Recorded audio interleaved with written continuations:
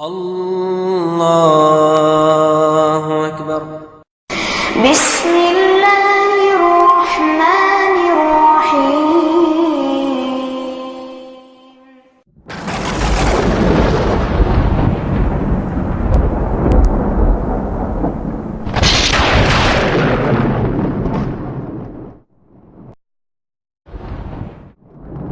وقل جاء الحق وزهق الباطل إن الباطل كان زهوقا۔ السلام علیکم ورحمۃ اللہ وبرکاتہ۔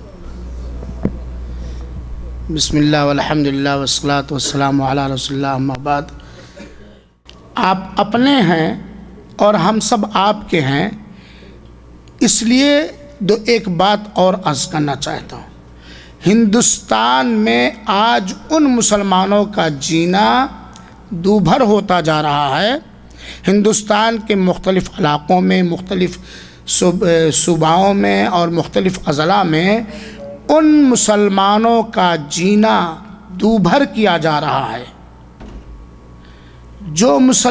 جن مسلمانوں کا عقیدہ توحید ہے، جن کا عقیدہ توحید ہے، جن کے ہاں شرک اور بدعت کی کوئی گنجائش نہیں ہے،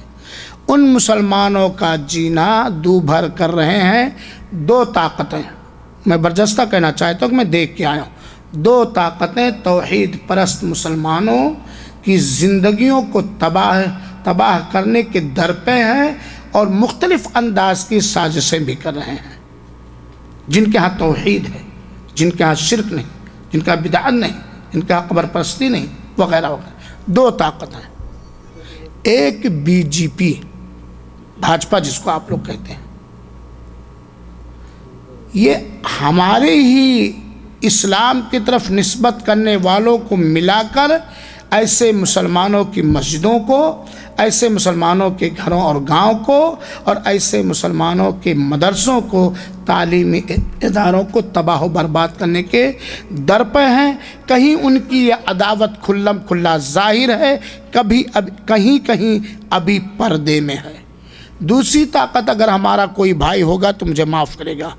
وہ لوگ جو اپنے آپ کو بریلوی کہتے ہیں اور بریلوی سے بڑھ کر ایک پیارا لقب اپنے لیے چنے ہوئے ہیں سنی، حالانکہ ان کا کوئی عمل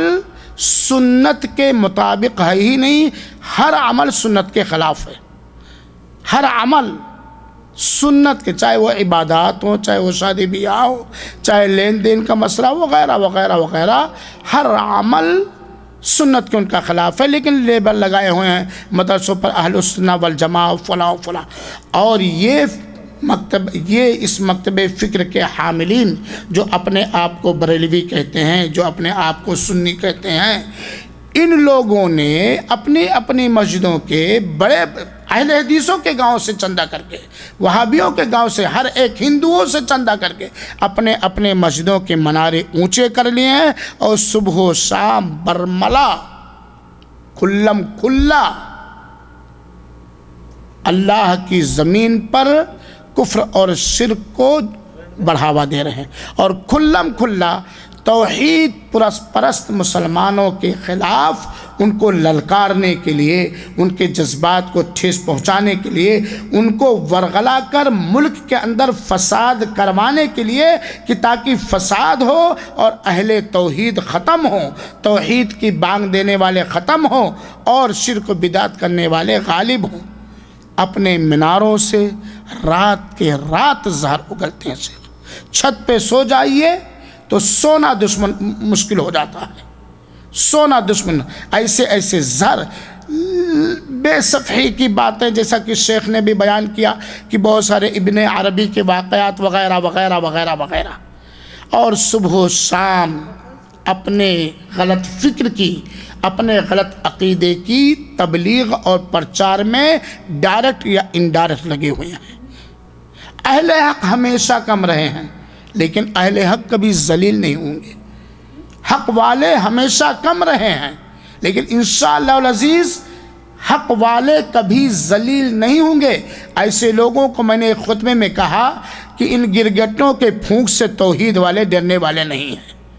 ان گرگٹوں کے پھونک سے توحید والے ڈرنے نہیں۔ کمی ہمارے اندر جو آ رہی ہے وہ یہ آ رہی ہے کہ آپ لوگ الحمدللہ سعودیہ عربیہ کے اندر اسلامک سنٹروں سے جڑے ہوئے ہیں، فیس بک سے جڑے ہوئے ہیں، علماء کرام اور دعات کرام سے دور یا نزدیک جڑے ہوئے ہیں، اور اس طرح کے دینی پروگراموں میں آ رہے ہیں، آنکھیں کھل رہی ہیں، ذہن و دماغ کے رگوں میں حرکت آ رہی ہے، حقیقت کو حقیقت سمجھ رہے ہیں، باطل کو باطل سمجھ رہے ہیں، حق کو حق سمجھ رہے ہیں، غلط کو غلط سمجھ رہے ہیں۔ لیکن ابھی ہماری عوام ان ساری چیزوں میں بہت ہی جاہل ہے، اور مرد کو تو فرصت ہی نہیں ہے، سوائے جمعہ کے خطبے میں آ جائے اس کو تو بیچارے کو کمانا ہے، کیونکہ جہیز دینا ہے، کیونکہ یہ کرنا وہ کرنا، اس کو تو فرصت نہیں۔ ہماری عورتوں کے اندر جس طرح جہالت آ رہی ہے، اور ہمارے اہل توحید کے گھروں میں، توحید والوں کے گھروں میں، کہیں بہو خوبصورت لانے کی چکر میں، کہیں جہیز لانے کی چکر میں، کہیں پڑھی لکھی بہو لانے کے چکر میں ہمارے گھروں میں نقب لگ رہا ہے۔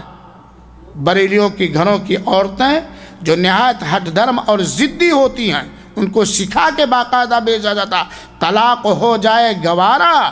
لیکن یا علی المدد کہنا گوارا نہ کرنا، یا علی المدد چھوڑنا کہنا چھوڑنا گوارا نہ کرنا۔ ایسی صورت میں ہماری اور آپ کی ذمہ داری ہے کہ ہم اسلامی عقیدے کی ٹھوس تعلیم حاصل کریں، بنیادی تعلیم، دلیلوں کے ساتھ سراج بھائی، دلیلوں کے ساتھ بنیادی اور ٹھوس تعلیم ہم حاصل کریں۔ مسائل میں چاہے وہ نماز کے مسائل ہوں، چاہے روزے کے مسائل ہوں، چاہے زکوٰۃ کے مسائل ہوں، چاہے جنازے کے مسائل ہوں، چاہے تجہیز و تکفین کے مسائل ہوں، چاہے نکاح خلا طلاق کے مسائل ہوں، ٹھوس تعلیم ہم حاصل کریں میرے بھائی۔ کیونکہ اگر ہم ٹھوس تعلیم حاصل نہیں کیے اور اپنے گھر والیوں کو، اپنی بچیوں کو، اپنی بیویوں کو، اپنے بھائیوں کو وغیرہ وغیرہ ہم یہ بنیادی تعلیم نہیں دے سکے، اور ہمارا بچہ ڈاکٹر بن گیا، ہمارا بچہ انجینئر بن گیا، ہمارا بچہ یہ بن گیا وہ بن گیا، اور بنیادی تعلیم کا اگر جانکار نہیں بنا تو یقیناً ہمارا بچہ سب کچھ بن جائے گا، اہل توحید نہیں بن پائے گا۔ بہت ساری جگہوں پہ میں گیا ایک صاحب کے بکرے وقت ہے نا قربانی کرنے، انہوں نے کہا مولانا چلیے، اہل حدیث ماشاءاللہ، اہل حدیث خاندان، گھرانہ، سسرال، سڑھوان، سب اہل حدیث۔ میں نے کہا اللہ یہ بھائی بکرا دیر ہو رہی کہ مولانا تھوڑا وضو تو کرا لوں۔ میں نے کہا تو یار وضو تو نماز پڑھنے والوں کے لیے ہے، یا کعبہ کا طواف کرنے والوں کے لیے ہے، یا قرآن کی تلاوت کے لیے جو بیٹھے اس کے لیے ہے نا۔ یہ جانور کو وضو کب سے کرانا سکھا؟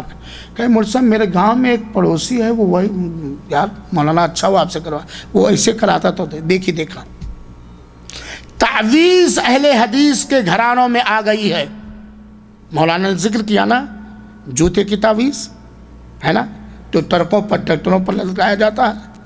آج ہمارے گھروں میں بھی آ گیا ہے۔ ان بدبختوں نے، بدعتیوں نے، کفر اور شرک کو بڑھاوا دینے والوں نے سفلی علم کے ذریعے اہل حدیثوں کی بچیوں پر جادو کرتے ہیں، سفلی علم کے ذریعے۔ اب ایک آدمی کی جوان بچی بیچاری، ایک تو جہیز بٹور پایا، اب اس کے اوپر آسیب یا شیطانی حملے ہو گئے، اب اس کو چھڑانے کے لیے چپکے سے ان لوگوں کے پاس بھی چلا جاتا۔ میں گیا ہوا تھا نیپال، وہاں میں نے غربت دیکھی، وہاں میں نے لوگوں کی صبر دیکھا، استقامت دیکھا، اور کئی جھوپڑ پٹیوں سے میں نے ملاقات کی، اور وہ سارے کے سارے اہل حدیث تھے الحمدللہ۔ ایک آدمی خالی جماعت اسلامی کا تھا۔ اہل حدیث میں بار بار اس لیے کہہ رہا ہوں کہ حق جماعت اہل حدیث جماعت ہے۔ آپ خود فیصلہ کر لیجئے، جس کا اوڑھنا بچھونا، جس کا عقیدہ، جس کی عبادت، جس کے معاملات قرآن اور حدیث کے مطابق ہوں، وہی حق پر ہو سکتا ہے، اور جس کے عقائد، جس کے معاملات، جس کے عبادات قرآن و حدیث کے ذرا برابر خلاف ہوں، وہ حق پر نہیں ہو سکتا ہے۔ حق وہ ہے جو ہمارے نبی پر اتارا گیا ہے، حق وہ ہے جو ہمارے نبی نے پھیلایا ہے، حق وہ ہے جس پر چلنے کا ہمارے نبی نے حکم دیا، حق وہی ہے۔ اور دیکھ لیجیے ایک لڑکا جوان سا بیٹھا، اس کی جوان سی بہن بیٹھا، میں دیکھا وہ لڑکی نماز پڑھ رہی تھی، میں بھاپ گیا کیا ہے، میں نے تاکہ کرنے پوچھا تم وہابی تو نہیں ہو؟ کہا ہاں میں وہابی ہوں۔ سنت کے مطابق نماز پڑھ رہی تھی، غربت ہے، بے پردگی میں چوکی میں باہر، لڑکا بیٹھا ہوا تھا۔ ہم نے کہا بابو کو کیا ہوا؟ جوان لڑکا کہ مولانا اس کے اوپر آسیب ہے، شیطان ہے۔ میں نے کہا ٹھیک ہے میں ٹرائی کرتا ہوں، شیطانوں کو بھگانے کے لیے جو دعا ہوتی ہے۔ جنگل تھا، وہ جھوپڑ پٹی تھی، اور چاروں طرف جنگل اور ہریالیاں، ہاں نیچے دیکھو تو معلوم کتنی گہرائی میں چلے جاؤ۔ میں نے ان دعاؤں کو پڑھنا شروع کیا، اس کے اوپر کوئی اثر ظاہر نہیں ہوا، اور دعوے کے ساتھ میں کہہ سکتا تھا ان آیات اور احادیث کو پڑھنے کے بعد اگر شیطانی حملہ کسی اوپر ہے ضرور اثر ظاہر ہوگا۔ میں نے کہا دوا علاج اس کا کرائے؟ ہاں کرائے۔ تعویذ بھی لکھا لائی مجبوراً، مولانا ایمان بھی بیچ دی، میرا ایمان بھی چلا گیا۔ ہمارے حدیث گھر کے ہیں، ہمارے باپ دادا تعویذ نہ باندھے نہ بندوائے نہ لکھائے، مجبوراً یہ لڑکا بار بار بھاگتا تھا۔ پھر میں نے اس کا بیورا نکالا، اس کو کچھ بھی نہیں ہوا ہے، اس کو بچپن میں بخار تیز ہوا ہے جس سے مرگی سے شروعات ہوئی ہے، دماغی رگیں اس کی ڈسٹرب ہو گئی۔ کہا بالکل صحیح کہا مولانا، بچپن میں بخار ہوا تھا، پھر مرگی آنا شروع ہوئی، پھر اس کا دماغ کام نہیں کرتا، جو چاہتا بک دیتا۔ وہیں دو چار عورتیں اور دیہات کی پردہ نہیں ہے، انہوں نے کہا بالکل ٹھیک یہی بات ہے۔ کوئی آپ نے کہا آپ صبح شام کی تو کہا مولانا میں یہ دعا پڑھ کے پھونکتی ہوں، ہم نے کہا شیطان آ نہیں سکتا اللہ کے کلام کے سامنے شیطان۔ تو ان بدماشوں کی بدماشی سے ہمارے گھروں میں نہ چاہتے ہوئے شرک آ رہا ہے۔ جب ہماری تعلیم ٹھوس ہوگی، ہمارا عقیدہ مضبوط ہوگا تو یہ سارے خرافات ختم ہو جائیں گے۔ تیسرا مشورہ میں دینا چاہتا ہوں، اور جس سے ہر ایک دو چار ہے، اللہ تعالیٰ محفوظ رکھے، اللہ تعالیٰ بچائے رکھے۔ غیر مسلموں کا ایک رویہ میرے خیال میں ہم سبوں کے اندر یہ بھی آ گیا۔ اسلامی تعلیم کیا ہے؟ المسلم اخو المسلم، ایک مسلمان دوسرے مسلمان کا دینی بھائی، ایک مسلمان دوسرے مسلمان کا دینی بھائی۔ یہاں تک کہ کہا گیا ہے کہ اگر کسی مسلمان کو تکلیف پہنچے تو دوسرے مسلمان کو ایسے ہی تکلیف محسوس کرنا چاہیے جیسے بخار کی وجہ سے پورا جسم تکلیف میں ہو جاتا ہے۔ سارے لوگوں کے ہاں حسد، معمولی بات پر بات چیت بند کر دینا، بدگمانیوں کی وجہ سے، صرف بدگمانیوں کی وجہ سے تعلقات، برسوں کے تعلقات کو توڑ لینا، رشتے ناطے کو توڑ دینا، یا کسی چغل خور کی چغل خوری سننے کی وجہ سے، کسی غیبت کرنے والے کی غیبت کرنے کی وجہ سے سارے رشتے کٹ جاتے ہیں، ساری دوستیاں ختم ہو جاتی ہیں اور سارے تعلقات ختم ہو جاتے ہیں۔ یہ چیز غیر مسلموں کے ہاں ہونی چاہیے اور ہوتی ہے، لیکن آج دیکھا جائے تو اگر ایک گاؤں میں 50 گھر مسلمانوں کے ہیں تو 25 سے 36 کا آنکڑا لگا ہوا ہے، برابر معمولی زمین پر جیسے مولانا نے کہا نا بیٹی کی شادی کرو دعوت نہ دو تو پھر دیکھو، بیٹی کی شادی کرو اور دعوت نہ دو تو دیکھو، جبکہ مولانا نے خود بیان کیا ہے کہ بیٹی کے شادی میں باپ پر کوئی خرچہ نہیں، بیٹے کا ولیمہ کرو نیوتا نہ دو، موبائل سے کہہ دیا نہیں چلے گا، عبدالخالق صاحب موبائل سے کہہ دو کارڈ چھپنا چاہیے، معمولی غیر شرعی حکم پر معاملات پر، ہندوانہ رسم و رواج پر آپس کے تعلقات ٹوٹ جاتے ہیں، حالانکہ اس سے ہم کمزور ہو رہے ہیں، کمزور کی نہیں ہو رہے ہیں، اس سے اختلافات سے، بدگمانیوں کی وجہ سے، چغل خوریوں کی وجہ سے، معمولی بات پر تعلقات کو توڑ دینے کے لیے آپ دیکھ لیجئے، شادی بیاہ کیجئے، بہن آئے اور بدائی نہ دیجئے، دیکھیے بہن کا منہ کتا پڑے گا، داماد آیا، 2 داماد اگر ہے، ایک داماد دولہا بن کر کے آیا، ایک داماد آیا دولہے کو اپنے بعد داماد کو بدائی نہ دیجئے، دیکھیے یہ کون سا رسم و رواج؟ یہ ٹیکس کب تک باپ ادا کرتا رہے؟ ہے معاملہ کہ نہیں ہے؟ یا جو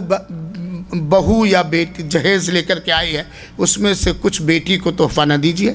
بہن کو تحفہ نہ دیجیے، خالہ کو تحفہ نہ دیجیے، پھوپھی کو کاجل لگوائی نہ دیکھیے، دلہا اٹھوائی نہ دیجیے، جوتا لکوائی نہ دیجیے، پلنگا بچھوائی نہ دیجیے، مونی اٹھوائی نہ دیجیے، اور ڈنڈا کروانا نہ دیجیے۔ دیکھیے ہے بات کہ نہیں؟ مولانا نے ایک چیز اور بیان کی اور اکثر جگہوں پر عائد ہے، وہ ولیمے میں جو کھانے کی فیس لیتے ہیں وہ لکھتے ہیں، باقاعدہ لکھتے ہیں، پھر جب کسی کے ہاں جاتے ہیں دعوت ولیمہ کھانے بچے تو دیتے ہیں فلانے نے کیا دیا تھا بھائی اتنا تو لے ہی جانا پڑے گا، ہے کہ نہیں؟ تو میں یہ کہہ رہا ہوں کہ معمولی بات پر بدگمانیوں کی وجہ سے، کسی بھی وجہ سے آپسی تعلقات، رشتہ داریوں کو پامال کر دینا، آپسی دوستیوں کو توڑ دینے سے یہ ہماری طاقت کمزور ہوگی، اور مسلمانوں میں اتحاد و اتحاد جس کی بڑی اہمیت ہے اور جس کا رزلٹ بڑا اچھا ہے، اتحاد و اتفاق جس کا رزلٹ بڑا اچھا اور بڑا پائیدار ہے، یہ گوہر کھو جائے گا اور ہم کمزور ہوتے جائیں گے۔ آپ جان لیجئے، آپ سمجھ لیجئے، آپ کے بھی فون آتے ہوں گے، آپ بھی فون ہندوستان کے اندر کرتے ہوں گے، پاکستان کے حالات کے بارے میں تو مجھے بہت زیادہ خبر نہیں ہے، ہر ممکن طریقے سے مسلمان کو کمزور کرنے کی کوشش کی جا رہی ہے، ان کی تجارت کو، ان کے مدرسوں کو، ان کے نقل و حرکت کو، ہر چیز پر نگاہ رکھی جا رہی ہے، ہر چیز پر۔ آج تو معاملہ اتنا گمبھیر ہوتا جا رہا ہے چند سرپسندوں کی وجہ سے کہ آج دینی کام کرنا بھی بڑا مشکل ہے بھائی۔ آپ دینی کام کر رہے ہیں، آپ کا بھائی حاسد ہے، کہہ دے گا باہر سے وہ لا کر کے پرسے آتنکواد مچا رہا ہے۔ ایسے حالات میں ضرورت ہے کہ ہم ایک جسم ہو کر کے، متحد و متفق ہو کر کے، دوسرے کو برداشت کر کے، دوسرے کے لیے عذر تلاش کر کے، ہم سارے کے سارے مسلمان اتفاق و اتحاد پیدا کریں، غیروں کو بھی جوڑنے کی کوشش کریں،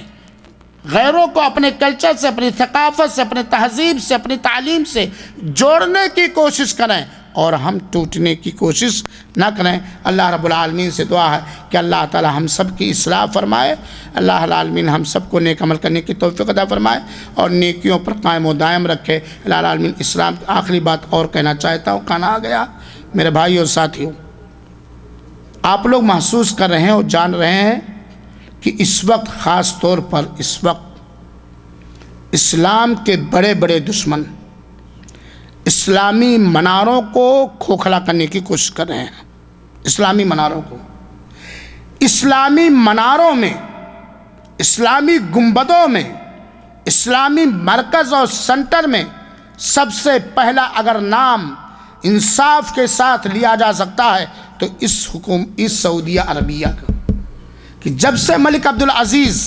نے اس ملک کی پاسبانی شروع کی اور باغ ڈور کو سنبھالا، اور آل سعود کے ہاتھ میں جب سے اس ملک کی حکومت آئی، ان لوگوں میں صرف اپنے ملک کے اندر نہیں، اپنے رعایا کے اندر نہیں، دنیا کے چپے چپے اور گوشے گوشے میں اسلام کی مدد کی ہے، اسلام کو پھیلایا ہے اور مسلمانوں کے لیے ہر طرح کی قربانی دی ہے۔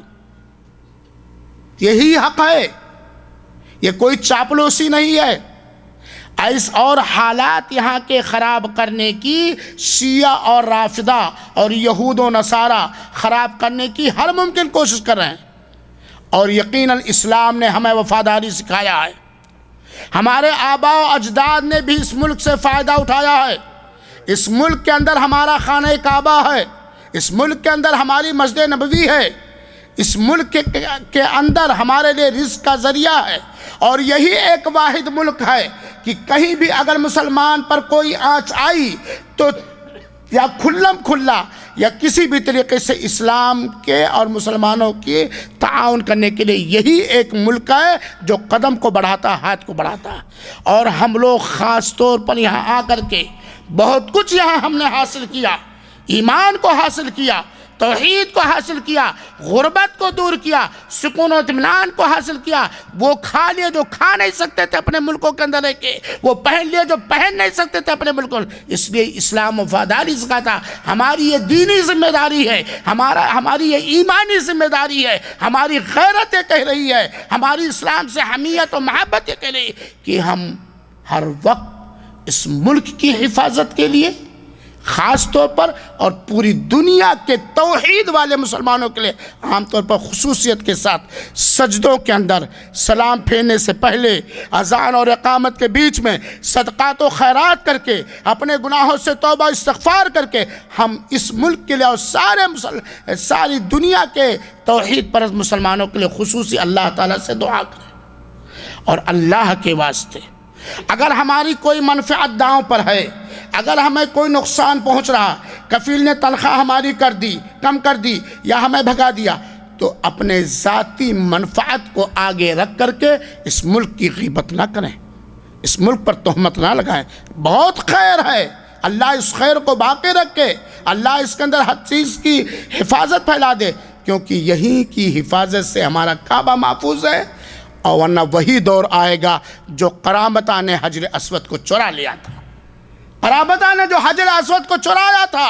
آج ان کی کوشش یہ ہے، آج ان کی طاقت یہ ہے کہ کعبہ کو ہمارے حوالے کر دیا جائے، مسجد نبوی کو ہمارے حوالے کر دیا جائے. ایک غیرت مند توحید پرست مسلمان، ایک غیرت مند قرآن و حدیث پر ایمان رکھنے والا مسلمان یہ کیسے برداشت کر سکتا ہے کہ اس کعبہ شریف کو اور مسجد نبوی کو اور اس کے پاسبانوں کو، اور جہاں سے اسلام کی خدمت ہو رہی ہے، مسلمان کی خدمت ہو رہی ہے، قرآن کی خدمت ہو رہی ہے، حدیث رسول کی خدمت ہو رہی ہے، غریب مسلمانوں کی خدمت ہو رہی ہے، بہت سارے ملکوں میں مسجدوں و مدرسوں کا تانتا لگ گیا ہے،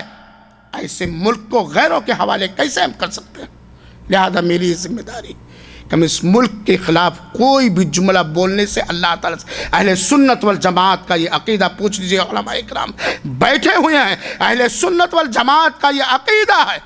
کہ ایسے اسلامی بادشاہوں کے خلاف ان کے پیٹھ پیچھے کچھ بولنا بڑا گناہ. اور ہماری یہ ذمہ داری ہے کہ اس ملک کی سالمیت کے لیے،